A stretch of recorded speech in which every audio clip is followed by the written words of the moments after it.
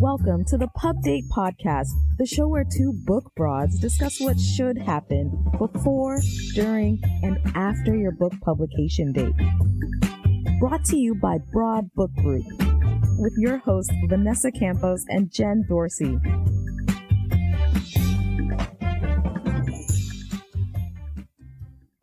Hello, friends. How are we doing, Jen? Hello, welcome to the pod. I'm well. How are you today, Miss Vanessa? I'm really excited because not only do we get to talk to the very first literary agent that we've had on the show, but also a really good friend.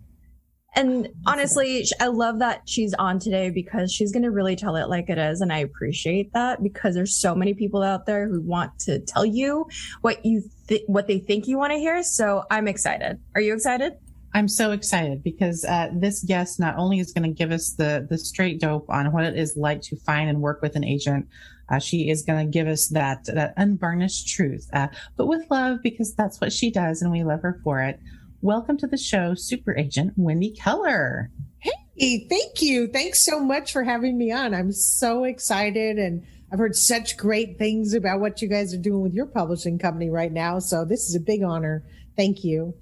Oh, we love having you here. And, you know, the three of us go back a really long time. We've worked together on many book deals in the past. You've even written a book for us in the past, not for Broad, but in our other life at another publishing company. And so I think we've been on all sides of the fence together. Isn't that the truth? And had fun every time. So, you know, that's a good memories. We've got a lot of good stories and a lot of good memories to share. Yep. Well, I want to dive right in because I don't want to waste any time with you today. You have been an agent for how long? Since the Paleolithic period. Oh, wait, no, since 1989. Sorry, same thing. Since the dawn of time. Yeah, I used to say since the dinosaurs, but, you know, they're passé now. That's true. They're so yesterday. Have you seen then publishing change and grow over the years from, you know, the insanity of the late 80s and early 90s and the big boom times and the big box stores to ebook and then audiobook. Everything. Oh my goodness. Yeah. You've seen it all. I have. But I think the one thing that seems to kind of always be a part of the conversation is literary agents. And so talk to us a little bit about, first of all, who needs one? Well, that's a really great question. I would say that individuals who need a literary agent are people who hope to sell their book to a publisher for money. You know, there's lots of options now that didn't always exist where you could pay someone money and they'll publish your book for you, or you could figure out some deal where maybe someday they'll give you money, possibly under the right circumstances if the stars align. But my job is to say, okay, this is good, this is bad, this will sell. I know who to sell it to, and then place a deal with usually, you know, one of the big mid-list publishing houses in the country, or with one of the big houses, depending on who that author is and what they've got to offer and how refreshing and unique their content and their platform are. Right. And we should preface this conversation by saying that you work exclusively with nonfiction clients. Right. Correct? And I don't handle fiction. I don't handle true crime, although that's nonfiction. And I don't handle any stories about how you were abducted by aliens or you're channeling the ghost of Princess Diana or, you know, any of that kind of stuff. And I see that every year, which is why I say that.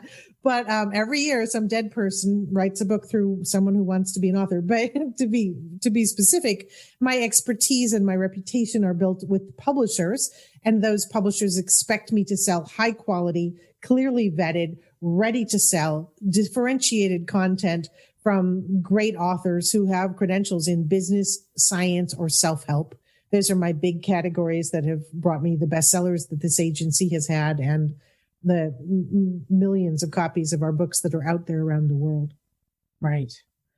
So when people are thinking about whether or not they are that person, whether or not they are the person who needs to find an agent, what should they be when they do make that decision? They say, yes, that's me. I'm going to do it. I'm going to go for it. I've got the platform. I've got the book. I've got all the pieces here, or at least I think I have all the pieces. When they go out and start to look for an agent, what do they look for? That's a really good question. So I always tell people, I have this little YouTube thing that goes into it in more details. It's called Wendy Keller's Rule of 30. which is a really something to consider because this is a hard problem for many authors. But if you have a platform and a proposal or a book or whatever, then you should be judging agents on two criteria: those who have sold books like yours and who are still selling books like yours. I started my career in screenplays, but I don't handle screenplays anymore. I used to sell all kinds of nonfiction until I became a recognized expert in the three categories: business, science, and self-help that I sell now. So there are books on my sold list that represent what I used to sell, but I don't sell those anymore. The reason for that is because the author wants an agent who has good relationships with the editors, because ultimately it's the agent's ability to present and sell your material to the editor because it matches what that editor wants to buy that makes that agent valuable to you as an author. Right. They have sold and are selling books like yours. And it's not an endless process. The rule of 30 on YouTube basically talks about, if you haven't gotten an agent in 30 queries to 30 agents who have sold and are selling books like yours, you still don't have an agent. Guess what? Either your material is lousy, your query is lousy, or the book idea is lousy, or you don't have a platform. Those are the only options. There's not some other magical formula. You don't get a brownie point for, your 493rd agent, because we're just going to keep saying no. Be smart about it. That's the big thing. You have to be smart about it if you want to play this game to win, to get an advance, to get a great publisher, to be able to generate the kind of publicity and assets that you dream about happening because of the publication of your book. You really have to get your act together from day one. I mean, we can help people do that at some level, but you have to show up with a good idea and the credentials to write it. Right. It's so funny you mentioned that. I work at a co-working space, and I rent space at a co-working space, and it's fun. You meet a lot of characters, and someone, of course, was asking me all about what it is that we do for a living, all of us. And he said, well, I've got a book idea. And I said, oh, that's great. And of course, and I said, so are you the expert in that topic? And he said, no, I'm just interested in it. And I thought, oh, you sweet summer child. No, that is not going to work. I had a guy write me last week on LinkedIn who I don't know. And he basically said, I'm ready to write a book. I've never heard or spoken to this guy before. Ready to write a book. Tell me what you want me to write about. I was like, oh, well, and people write me. This is the other thing. This is my personal pet peeve. And I accidentally fell into a hole once, but I represented an author who was a speaker on leadership. And this was a very big deal. I got him 6 figures back in the day. And because he was giving so many speeches, and I really love working with speakers because they have a built-in book distribution and publicity platform. And that's kind of my niche in the world, to do speakers and authors who want to become speakers, but whatever. Right. But this guy was a leadership expert. And about 2 years after I'd sold the book, I said to him, your resume, when were you a leader? And he said, well, I have my wife working for me and we have a part-time helper coming in. And that was his entire credentials. Having known that, I would never have sold a leadership book by him because it's out of integrity. The publisher would never have acquired that book. And it would have been a very different experience. That would not even happen now in the industry. I sold that book in the early 90s.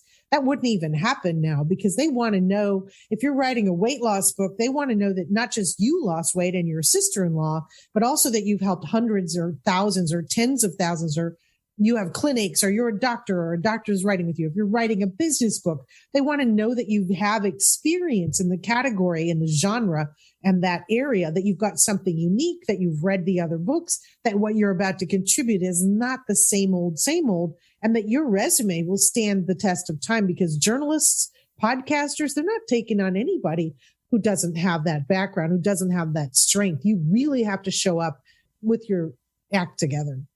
Right. Absolutely. Well, and that speaks to all the work that we've done together on talking about platform. Heck yeah. I mean, heck yeah. And for the people who don't really understand the concept of platform, or for whom that phrase is new, can you tell us a little bit more about that? I mean, we've touched on it obviously already here, but what exactly does it mean to have a platform as an author? So to be more thorough with that, I'm actually the author of the Ultimate Platform book. Yes, you That's right. are. Yes. Ultimate Guide to Platform Building. There it is with Entrepreneur Press. That was my personal 31st book.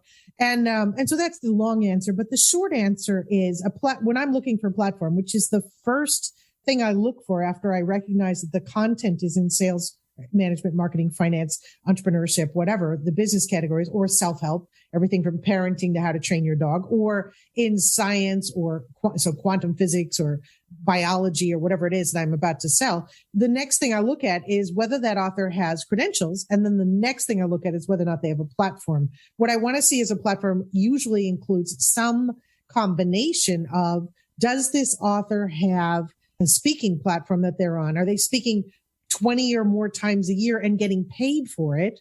Are they out there building a social media platform? I had someone yesterday who's writing a business book who said she has a large Instagram following. That has nothing to do with the subject of her book.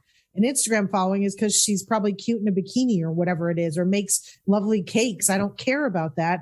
She needs to have it on LinkedIn if it's a business book. She needs to have it on, she needs to have it on Facebook if she's writing a book on planning for retirement or whatever. She needs to have you need to have a platform that matches. So social media doesn't sell books, but it proves content, right? Social media publisher in New York is going to multiply.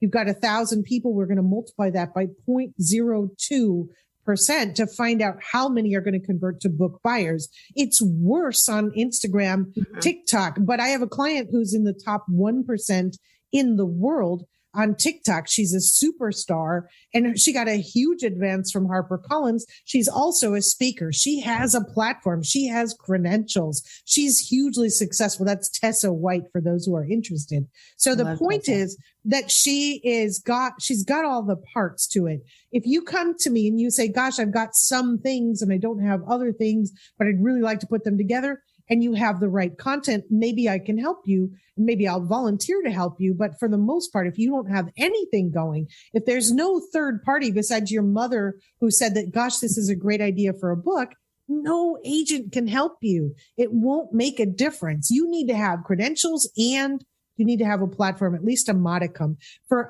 my platform requirements are larger than, for instance, beginning agents, because I'm a crusty, grouchy old person. Oh my God. But I like to think of myself that way. But the truth is, newer agents sometimes will take people on, but you're kind of getting what you pay for. All agents get 15%. If you're getting a new agent, they may not be able to pick up the phone and call the editorial directors of the major houses in America, and they may not even know how to get in those doors. So your advance would be smaller, your expectations would be smaller, and what happens to the book is subject, once it's published, is subject to many more nightmares.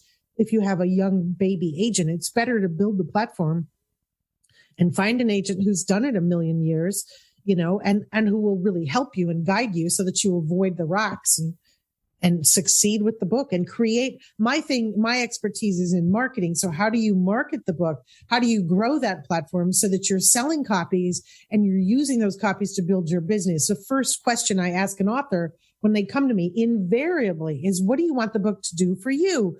And unless I'm in a good mood, I don't add the piece, which is, I know it's going to save the world and help people and give back and all this other garbage, but that doesn't make you any money. It doesn't make a publisher care. No one cares. And it certainly doesn't make this agent care. What I want to hear is, I need a book because my consulting program only did $2 million last year and I want to move it to 5.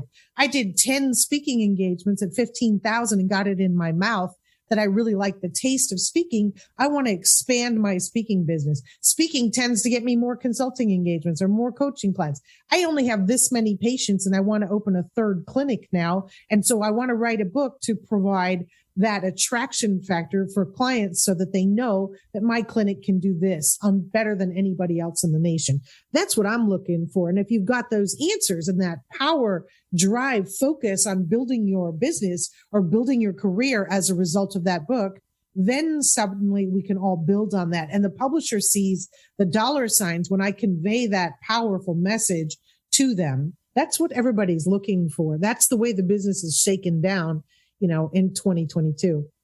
Yeah, I love that you called it baby agents and baby authors, because it's true. It's that baby step. And a lot of the times people think that as authors, you feel like this moment is now. I have to take this small advance instead of like, I'm on the journey to build my platform.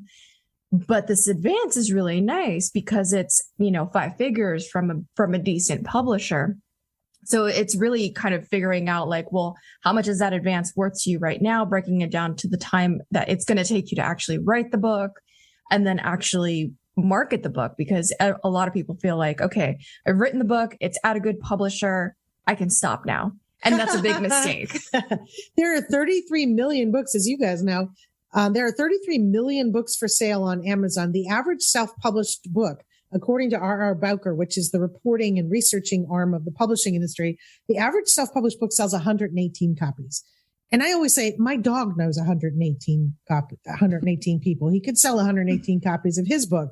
The truth is, if you don't have a platform now, writing a book will not help you get one, because out of 33 million books, people don't know your material is out there unless you tell them it's out there and direct them to it through your speaking, through your social media, through media, through podcasts, through writing articles, through being interviewed in the Wall Street Journal, whatever it is that you're going to get. And it's not time to write a check to make that happen after the book has already been sold to a publisher. The time to start building that powerful proof of concept is before you start trying to get it published. Whatever is going to happen to your process, you must have the modicum of a platform to prove that the world is interested in it outside your family and colleagues. We get a lot of people coming to us and saying, I have a platform, people are listening to me, but they don't necessarily have that, what makes them unique. They are seeing people come to them and they're like, oh, people must be interested. I should write a book. What do you say to those people? My acronym that I've used since the early 90s, when I was teaching a lot of classes for, at that time, the Learning Annex, I came up with the acronym NDBM. That stands for New, Different, Better, or More. Unless an author can come presenting something new, different, better, or that offers the readers something more, it's illusory that they're ready to publish. So people come to all of us all the time prematurely. They don't have a platform and they haven't fully baked their idea.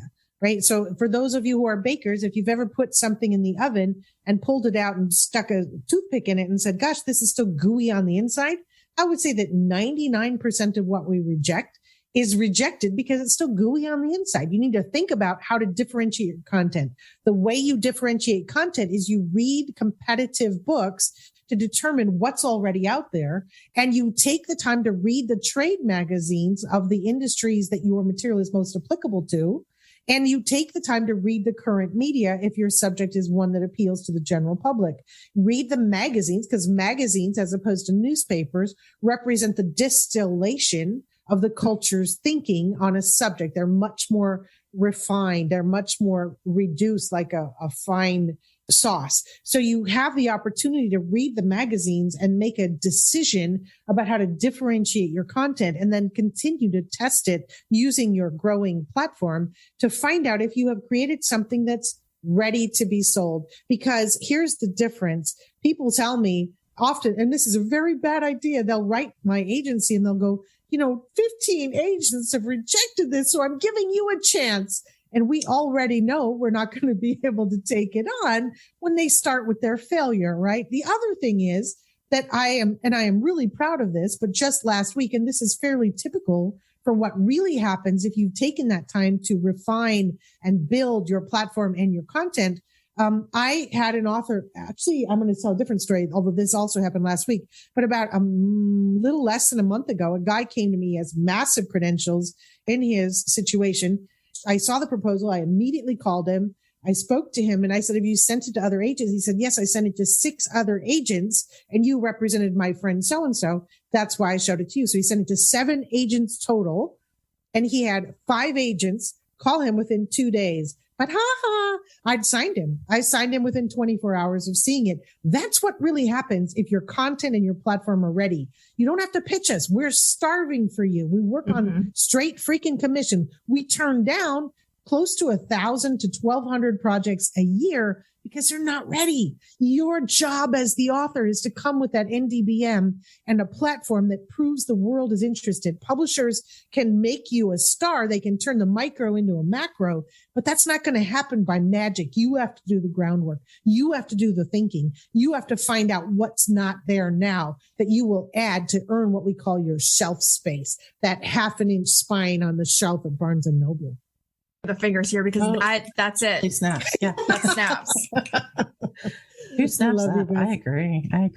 You know, you guys are, I've known you guys long enough to know that you understand this. It's as deep a level as I do. And I'm honored to be sharing it with your audience. But this is not Wendy's idea. This is Vanessa's idea. This is Jen's idea. This is the editorial director of portfolio at Penguin Random House. This is every publisher in America who's making money on books, not making money from self-publishing authors.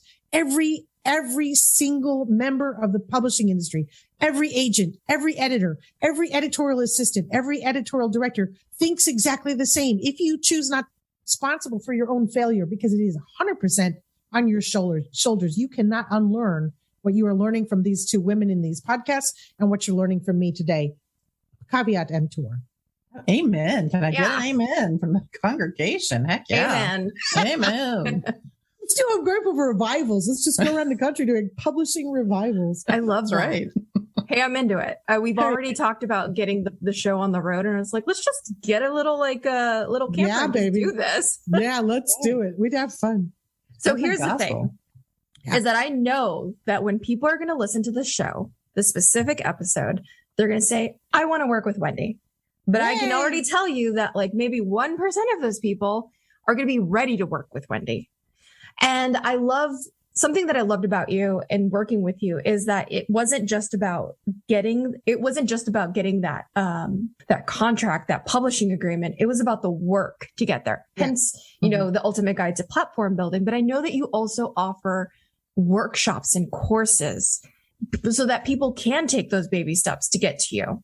Tell us a little bit more about those. Thanks for that, Vanessa. So I, first of all, I do 1 hour consulting, which is available on our website, kellermedia.com. For a very small percentage of the people who approach me for help, I do an extended 6-month consulting program where I build them as speakers, help them learn how to build their platform, help them refine their content. But I only take 4 of those a year because I've got a pretty busy life. I run a speakers bureau, I run an agency.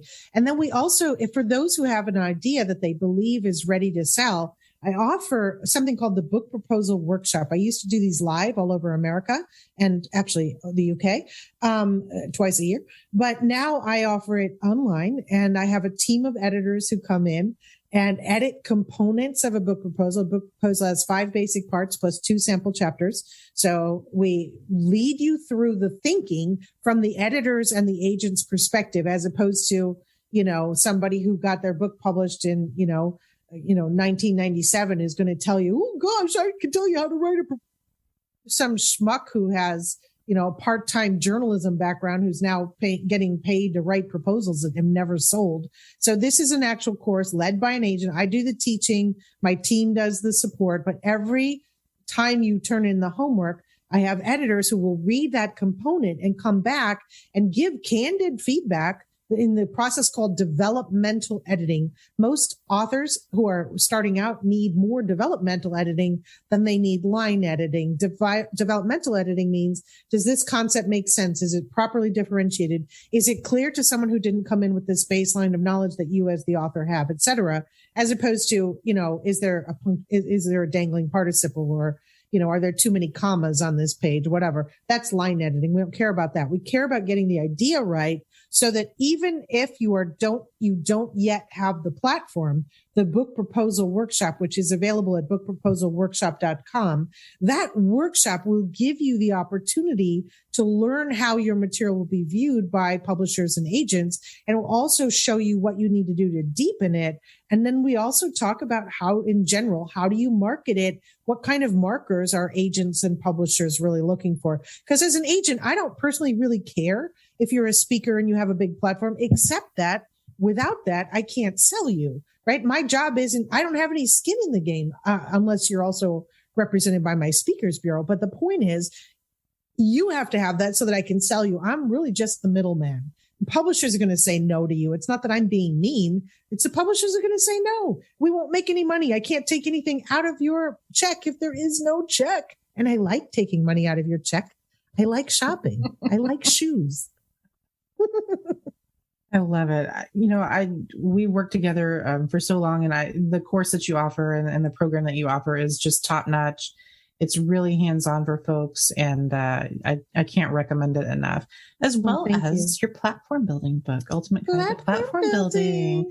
So we'll get in a little plug there for Miss Wendy. Thank you. Thank you so much. And remind us again of your website so that everyone can go and check you out. Yes, kellermedia.com. My last name is Keller, Keller, media, like television and radio and whatever, kellermedia.com. And if you are ready to submit a book and you go to kellermedia.com, you will see a drop down that will lead you to the query page. We only take digital queries, not emails. We will turn down anybody who emails us a manuscript or mails me a book. I hate that with every fiber of my being. So just go to the page, kellermedia.com, and you will see the instructions for submitting a proposal and offering us your wonderful nonfiction book in the category, in the great genres of business, science, and self-help. So I'm really excited about that. And, and I think that there's a lot of room for new thinking in the market. You don't have to be 75 and the former CEO of a publicly traded company to write a good business book. You just need to be street smart. And that's all it takes. Build your platform, have the content, and you'll be successful all along the way. And all of us, Vanessa and Jen and I, and everybody in the industry is standing by to support and help and guide and grow those authors, because that's how we feed our families. Absolutely. Wendy Keller, your street smarts are just incomparable. Thank you so much for sharing your thoughts with us today, my friend. We've loved having you. We hope that you will come back and join us again soon. Oh, thank you so much. This is an honor. It's been great. We want to thank our producer, Paul Roberts from OC Talk Radio, and our executive producer, Emily Carpenter-Pulskamp of Little Red Communications. We will see you next time. Bye. Thank you. We hope that you gained some valuable insights into the world of book publishing. Head over to broadbookgroup.com to learn more about us and all our services. And be sure to check out all our social media at Broad Book Group. Until then, keep publishing.